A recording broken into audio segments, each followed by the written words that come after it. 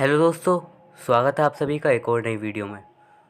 आज मैं आप सभी के लिए एक बार फिर से लेके आ गया हूँ कुछ इंटरेस्टिंग पैरानॉर्मल घटनाएं, कुछ ऐसी घटनाएं जिन्हें सुन के आपका भी पैरानॉर्मल चीज़ों पे विश्वास आ पड़ेगा।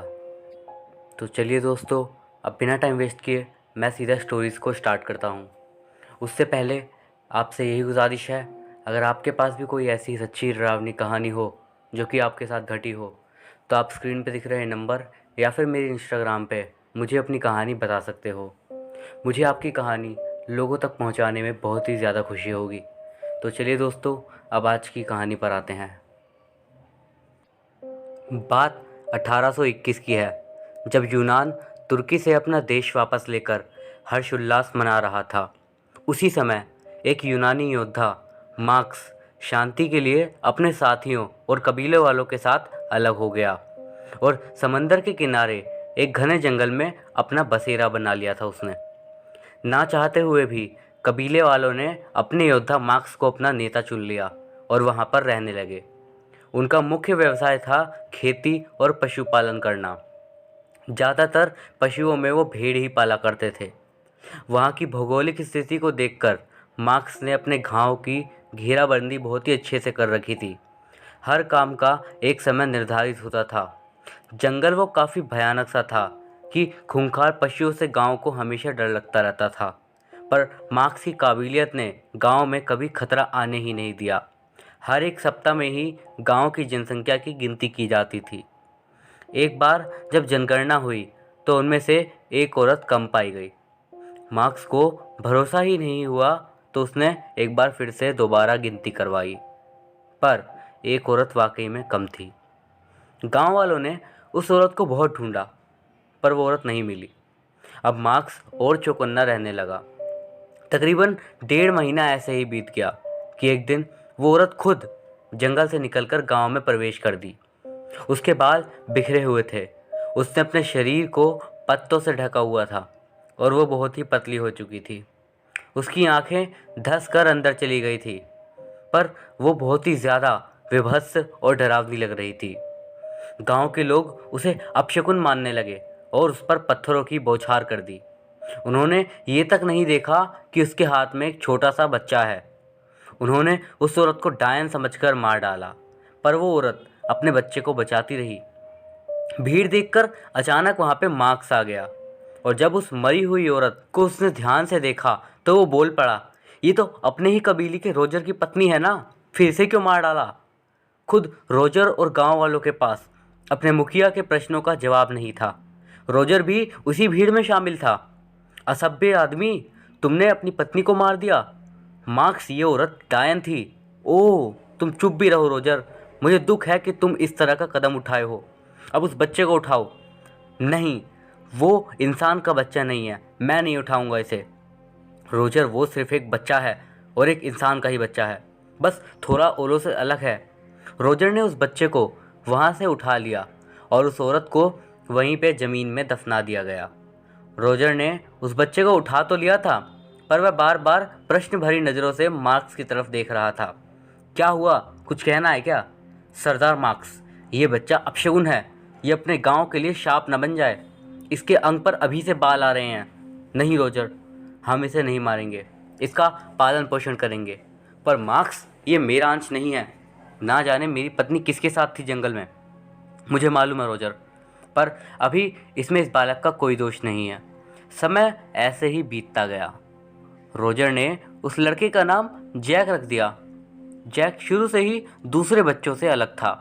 इसी दौरान मार्क्स की पत्नी ने एक सुंदर सी बेटी को जन्म दिया और उसका नाम रखा गया एलिना। एलिना जन्म से ही जितनी शांत और सुंदर थी, जैक उसका ही बिल्कुल उल्टा था। जैक जब 7 साल का हुआ तो उसके शरीर की संरचनाएं बिल्कुल बदलने लगी।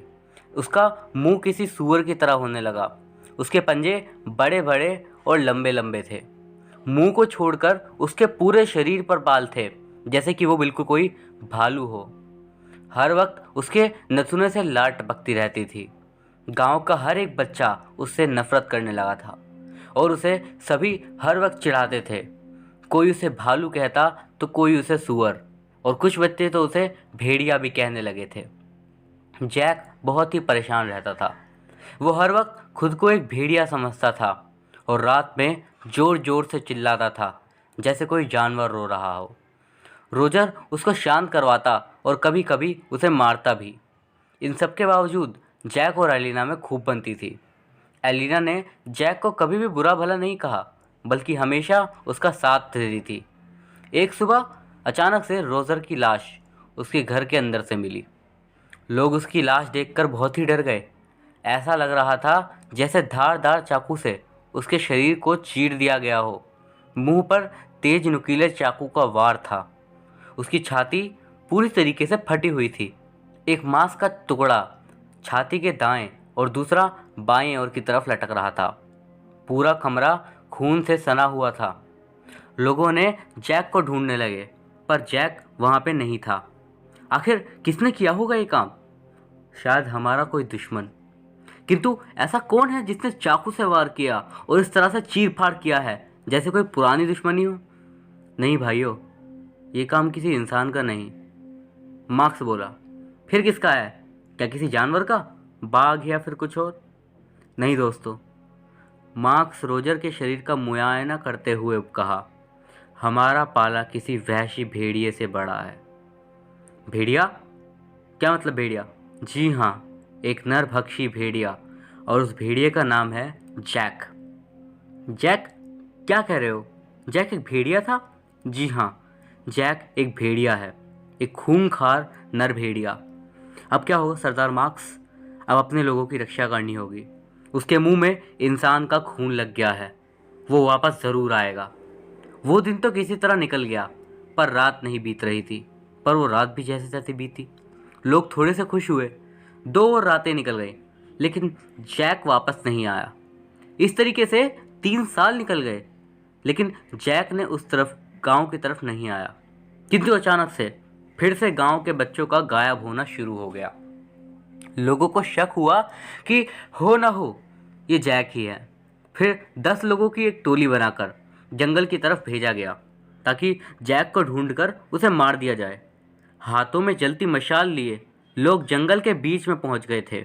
अचानक उन्हें गुर्राने की आवाज़ सुनाई दी। एक ऐसी आवाज़ जिसे सुनने मात्र से ही गांव वालों के अंदर डर समा गया। उनका शरीर थर थर कांपने लगा। अचानक जैक उनके सामने था। जैक, एक आदमी ने सा आवाज़ दी। चुप रहो, ये वो जैक नहीं है, वो एक भेड़िया बन गया है। और फिर उनके आंखों के सामने जैक एक भेड़िए में तब्दील होने लगा। वो चिल्लाने लगा, उसका शरीर बदलने लगा। ऐसा लग रहा था कि कोई पेड़ बड़ा होकर फट रहा हो। विशालकाय शरीर और शरीर पर बड़े बड़े बाल। उसके मुंह का जबड़ा इतना बड़ा था कि एक बार उसके हाथ पैर बड़े होने लगे। पंजों के नाखून बड़े बड़े आकार के होने लगे। उसके मुंह में लंबे और नुकीले दांत आने लगे। आंखों की पुतलियां बड़ी और पीले रंग की हो गई थी। वो पूरी तरीके से एक खूंखार भेड़िया बन चुका था। गरजते और घुर्राते हुए उसने उन 10 लोगों पर छलांग लगा दी और एक को अपने मुंह में दबा लिया और दूसरे को अपने खूंखार पंजे में। इस तरह से जैसे कोई चील छोटी मछलियों को दबा लेती है। अगले ही सेकंड में उसने बिना एक पल गवाए उन दोनों को चीर फाड़ कर फेंक दिया और घुर्राते हुए एक और आदमी पर झपट्टा मारा। भागो भागो यहाँ से! गांव वाले चिल्लाने लगे और वहां से भागने लगे। उस खूंखार भेड़िए के पंजे में जो आदमी था, उसका पूरा सिर एक ही बार में उसने उसके धड़ से अलग कर दिया। उसके धड़ से खून की पिचकारियां निकलने लगी। जैक आसमान की तरफ चमकते चांद को देखकर जोर जोर से घुर्राने लगा।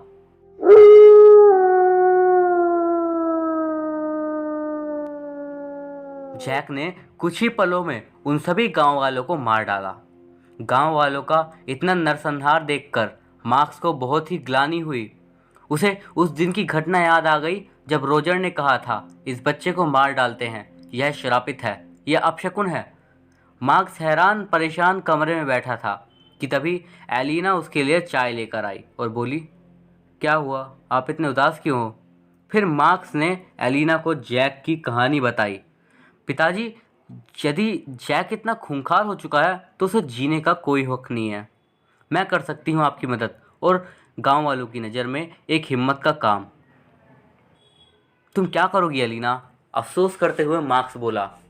तुम नाजुक फूल थी मेरी बच्ची, उस राक्षस के सामने क्या करोगी? मैं आपको एक योजना बताती हूँ पापा। और एलिना ने मार्क्स के कान में कुछ कहा। नहीं एलिना, नहीं, मैं तुम्हें उस नरभक्षी के सामने नहीं छोड़ सकता। नहीं पापा, मैंने ये तय कर लिया है कि आप मेरी बात मानो और तैयार हो जाओ। एलिना की जिद के सामने मार्क्स को झुकना पड़ा और फिर उस योजना पर काम शुरू हो गया। Jack, Jack. एलिना घने जंगल में जाकर जैक को पुकारने लगी। तुम किधर हो? मैं एलिना। एलिना इधर से उधर देख रही थी। उसके पैर कांटे पर पड़ते हुए और चुभने का एहसास भी होता, पर वह दर्द को भुलाकर जैक को बुलाने लगी। एलिना। अचानक एलिना को जैक की आवाज़ सुनाई दी। जैक। एलिना ने उसे पुकारा। तुम कहाँ हो जैक? मैं आई हूँ तुमसे मिलने। एलिना। जैक। अचानक जैक झाड़ियों में से निकला और एलिना के पास आ गया।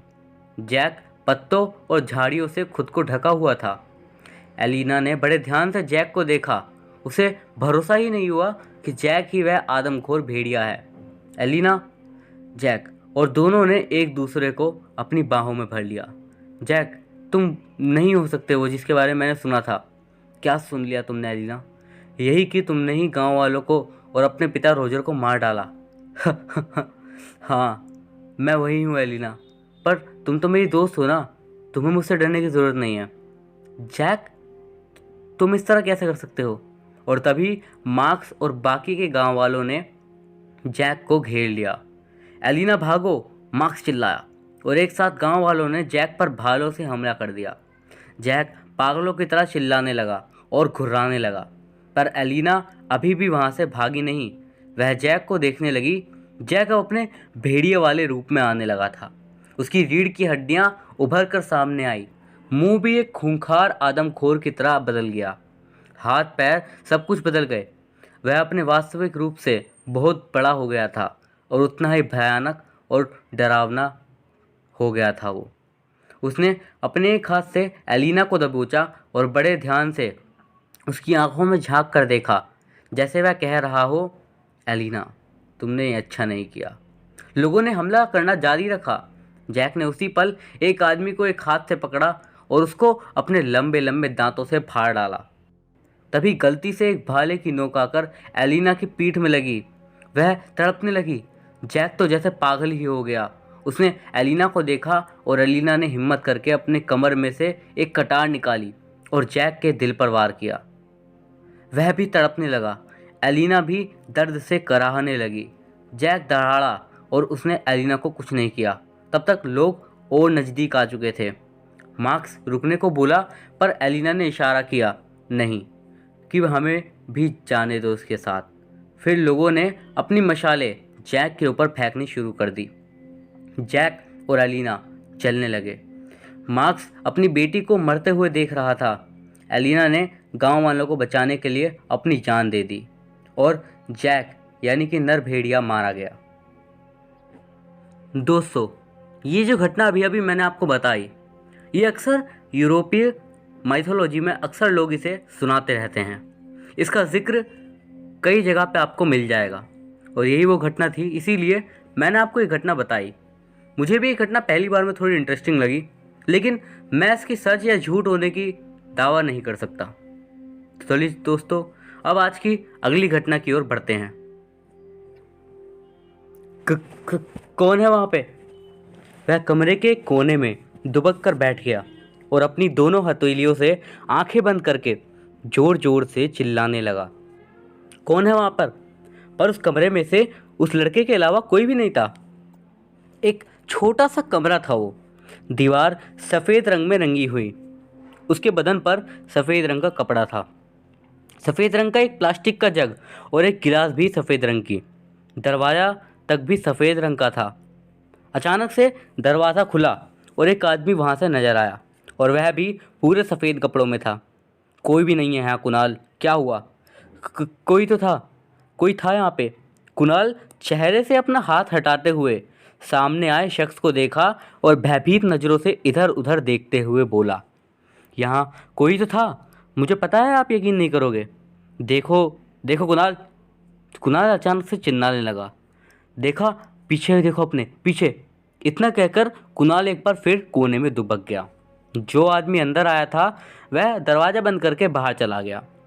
उसके जाने के बाद 3 और आदमी अंदर आए और कुणाल को इंजेक्शन लगाकर चले गए। कुणाल चिल्लाता रहा और कुछ देर बाद वह ज़मीन पर लेट गया। उसे नींद आ गई और वो सो गया। कुणाल एक मरीज था और उसका इलाज चल रहा था। सिर्फ 18 साल का ही था वो, और उसको अपने पिताजी के लिए आईआईटी की परीक्षा उत्तीर्ण करनी थी।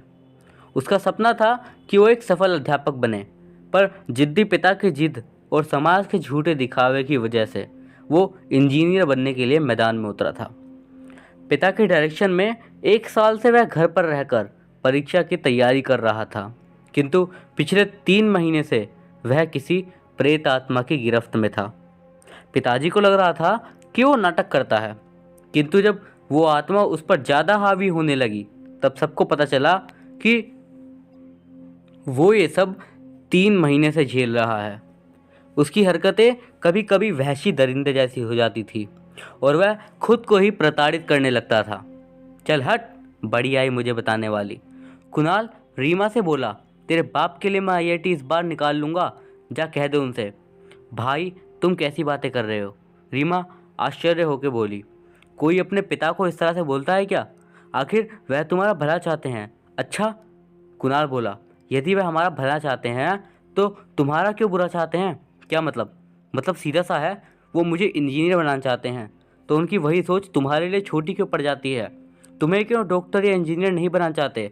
तब कहाँ चले जाते हैं उनके सिद्धांत? या फिर वो हम तुम्हें भेदभाव करते हैं, या तो वो तुमसे जलते हैं। क्या बोल रहे हो भाई? यही सच है रीमा। मैं एक अध्यापक बनना चाहता हूँ। मेरा सपना है मैं लोगों को जागरूक करूँ, शिक्षित करूँ और आगे बढ़ाऊँ। पिताजी मुझे एक इंजीनियर बनाकर किसी एक कंपनी में ढकेल देना चाहते हैं और यही चीज़ मुझे हमेशा टॉर्चर करती है। सब लोग भाग रहे हैं घोड़े की तरह दौड़ में, मैं उस दौड़ का हिस्सा नहीं बनना चाहता। रीमा सोचने लगी, भाई कह तो सच ही रहा था, पर पिताजी उसकी एक नहीं सुनने वाले हैं। उसे इंजीनियर बनाकर ही रहेंगे। और उस दिन से शुरू हुआ कुणाल का डरना। कुणाल के दिल में भय समाने लगा था। एक दिन अचानक वह चिल्लाने लगा, रीमा भाग, देख तेरे पीछे कुछ तो है। रीमा भी डर गई, पर पीछे तो कुछ भी नहीं था। कमरे में एक लकड़ी की कुर्सी, एक लकड़ी का मेज, एक जग पानी, एक गिलास और एक चारपाई थी जिस पर बिस्तर लगा हुआ था। मेज पर एक टेबल लैंप था जिसमें हल्की रोशनी जल रही थी। उस रोशनी के नीचे मोटी मोटी 7-8 किताब थी। उनमें से एक किताब खुली हुई थी और कुणाल बड़े ध्यान से उस किताब में खोया था। अचानक एक आवाज़ आई। ऐसा लग रहा था कि जैसे कोई बुला रहा हो उसे। कुणाल, कुणाल, कुणाल ने आवाज़ सुनी पर उस तरफ ध्यान नहीं दिया। कुणाल। आवाज़ फिर से आई। कौन? तुम्हारी दोस्त, आओ मेरे पास। उसने बड़े ध्यान से उस आवाज़ को सुना और धीरे धीरे उस आवाज़ की तरफ बढ़ने लगा। आवाज़ खिड़की के बाहर से आ रही थी। वह खिड़की पर गया, पर खिड़की के बाहर घुप अंधेरा था, कुछ भी दिखाई नहीं दे रहा था। कुणाल खिड़की से वापस आ गया और कुर्सी पर बैठकर फिर से पढ़ाई करने लगा। वो किताब में खो गया था और अचानक एक बार फिर से उसे वही आवाज़ सुनाई दी। इस बार आवाज़ में दर्द था, कराहने जैसा। उससे रहा ना गया और वह खिड़की के पास आ गया। कुणाल, मेरे पास आओ। कौन हो तुम? एक दोस्त, मेरे पास आओ प्लीज, मेरी मदद करो कुणाल। तुम तो दिख भी नहीं रही हो, कहाँ हो तुम? कुणाल को डर लग रहा था, पर हिम्मत करके वो खिड़की के बाहर झांकने लगा। कुणाल। कुणाल को खुद पर भरोसा नहीं हुआ। उसके सामने से एक साया बड़ी तेजी से निकला और वापस आया। कुणाल, आओ ना। कुणाल को उसकी आवाज़ में एक दर्द दिखा और वह बिना कुछ सोचे समझे खिड़की से बाहर कूद गया। अंधेरे में काले साए के पीछे वह चलता रहा और फिर एक जगह पर वह ठिठक गया। वो एक विशाल बरगद के पेड़ के नीचे था। बरगद की डालियों से लटक रहे नरमुंडों में से खून निकल रहा था। बड़े बड़े आकार के चमगादड़ बरगद के पत्तों से उल्टे चिपके हुए थे और उस पेड़ की मोटी शाखाओं में से कई सारे काले साए चिपके दिखे। "क- कहाँ हूँ मैं?" कुणाल डर से थरथराने लगा। कौन हो तुम? मुझे यहाँ क्यों लाए हो?" एक काला साया कुणाल के बिल्कुल पास आ गया और उसने कुणाल को अपनी बाहों के घेरे में लेते हुए बोला। स्वागत है तुम्हारा प्रेतों की दुनिया में। कुणाल पूरा वाक्य सुन भी नहीं पाया और बेहोश हो गया। जब उसे होश आया तो वह घर पर अपनी चारपाई पर सोया हुआ था और सामने थे उसके पिताजी, माँ और बहन रीमा उसे घूर के देख रहे थे। वो हैरानी के साथ उठते हुए बोला कि क्या हुआ? कुणाल ने रीमा को इशारे से पूछा। तब उसके पिताजी बोले, आज सुबह तुम गांव के बाहर वाले बरगद के पेड़ के नीचे सोए मिले। हम सभी तुम्हें वहीं से लेकर आए और अभी दोपहर को तुम्हारी नींद खुल रही है। कुणाल मुस्कुराने लगा। क्या मतलब? हंस क्यों रहे हो? हमको तुम बेवकूफ़ समझते हो? वहाँ क्या कर रहे थे? पिताजी, मैं क्यों जाऊँगा वहाँ पर? मैं तो अपने कमरे में ही था। अजी, मैं तो कहती हूँ ना, दिखाओ किसी बाबा को, मेरे बच्चे को पता नहीं क्या हो गया है। और माँ रोते हुए बड़े प्यार से कुणाल के सिर पर हाथ फेरने लगी। उठ बेटा, नहा धोकर कुछ खा ले। अम्मा और पिताजी के कमरे से जाने के बाद रीमा कुणाल से बोली, आखिर क्या मामला है? अरे तुम बताओ, ये अम्मा और पिताजी क्या बोल रहे हैं?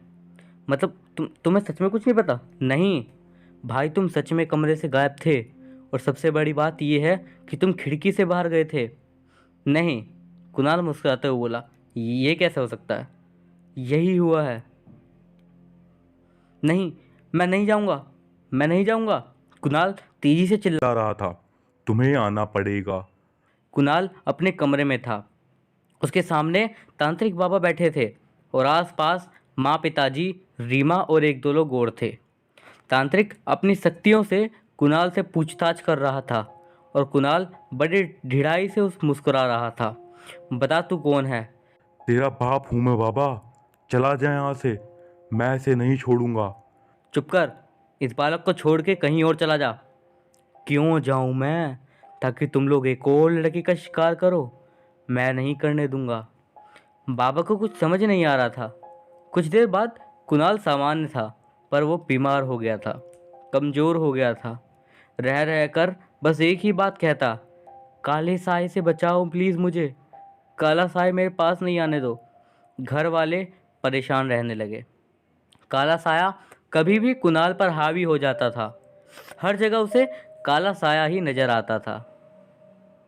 नहीं, कौन हो? सामने आओ। कुणाल अपने दोनों हाथों से अपने ही सिर के बालों को नोचने लगा। कुणाल तुरंत पीछे पलटा। किधर हो तुम?" एक बार फिर से सरसराहट के साथ कुणाल के पीछे काला साया नजर आया और कुणाल थर थर कांपने लगा। आओ कुणाल, मेरे पीछे आओ। कुणाल पूरी तरह उस काले साए की गिरफ्त में था और साए के पीछे पीछे खिड़की के रास्ते से वो फिर से उसी बरगद के नीचे पहुंच गया। कुणाल थरथराने लगा और डर डर के चीखने लगा, मुझे क्यों लाए हो? कौन हो आखिर तुम सब?" तेज हवा चलने लगी। चारों तरफ धुआं धुआं सा होने लगा। डरावनी आवाज़ें आने लगी। बरगद के पेड़ से लटक रहे सभी प्रेतात्मा जोर जोर से हंसने लगे। उन सभी के बीच में कुणाल चीखने लगा। कुणाल बहुत ही ज़्यादा डर गया था। वो इधर उधर भागने लगा, पर जिधर भी भागता लौटकर बरगद के पेड़ के नीचे ही आ जाता। रुक जाओ कुणाल, ध्यान से देखो इन लटकती काली आत्माओं को, ये तुम्हारे अपने ही दोस्त हैं। और कुणाल का एक पल को ठिठक गया और पेड़ से लटक रही आत्माओं को देखने लगा। अचानक उसकी आंखें फट गई। उसने बारी बारी से सभी आत्माओं को देखा और उनमें से एक को वह पहचान गया। टोनी, तू तू तो मर गया था ना अपनी छत से कूदकर? कायर टोनी, आत्महत्या की थी ना तूने? चुप कर कुणाल, मैं कायर नहीं और ना तो मैंने आत्महत्या की थी। मुझे मारा था मेरे समाज ने, मेरे परिवार ने। क्या मतलब? यहाँ पर जितने भी लोग दिख रहे हैं ये सभी उसी समाज के सताए गए छात्र हैं जिनसे हमेशा अव्वल आने की उम्मीद की जाती थी। सभी इनसे उम्मीद लगाकर बैठे होते हैं, डॉक्टर बनने की, इंजीनियर बनने की, आईएएस बनने की। इस समाज ने हमेशा यही सोचा क्या कभी किसी ने हमसे पूछा हम क्या बनना चाहते हैं? काला साया विफर होकर बोला, हम किसान भी तो बन सकते थे पढ़ लिख कर, कोई लेखक, कोई समाज सुधारक। पर सभी अपने बच्चों को भगाने पर लगे हैं। यदि ज़्यादा नंबर लाए तो इनाम मिलेगा, और बेचारा कम नंबर वाले का क्या? यदि सभी को 100 नंबर ही चाहिए तो 1 से 99 तक का नंबर बनाया ही क्यों? वो कहाँ जाएगा? कहीं किसी कोने में दुबका पड़ा मिलेगा, किसी तरह किसी काले साए में, किसी अंधेरे में खो जाएगा वो।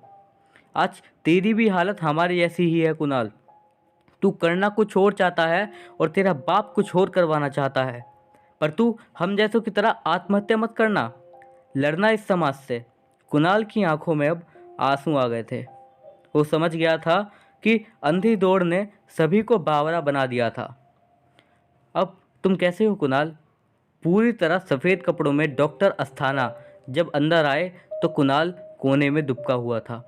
काले साये से मुझे बचा लो डॉक्टर साहब। कहाँ है काला साया कुणाल? डॉक्टर ने मुस्कुराते हुए बोला। अब तुम ठीक हो? एक सवाल है डॉक्टर साहब, पूछो। आप बचपन में क्या बनना चाहते थे? आपको डॉक्टर किसने बनाया, इस समाज ने या खुदा आपने? डॉक्टर मुस्कुराने लगे लेकिन बोले कुछ भी नहीं। कुणाल आज भी उसी पागल खाने में कैद है। बेचारा अब तक ठीक ही नहीं हो पाया। इस समाज ने उसे पागल कर दिया। और ये तो थी एक कुणाल की घटना, लेकिन ऐसे न जाने कितने कुणाल हमारे समाज में हर रोज़ आत्महत्या करते हैं। हर व्यक्ति की अपनी अपनी एक सोच होती है। वो जो चाहे उसे वो बनने की आज़ादी होनी चाहिए, लेकिन हमारा समाज कभी इस बात को समझ ही नहीं पाया।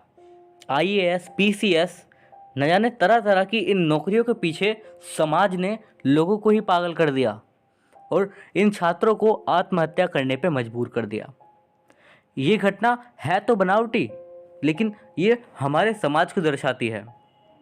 दोस्तों, मैं अभिषेक आपसे इसी सवाल के साथ विदा लेता हूँ।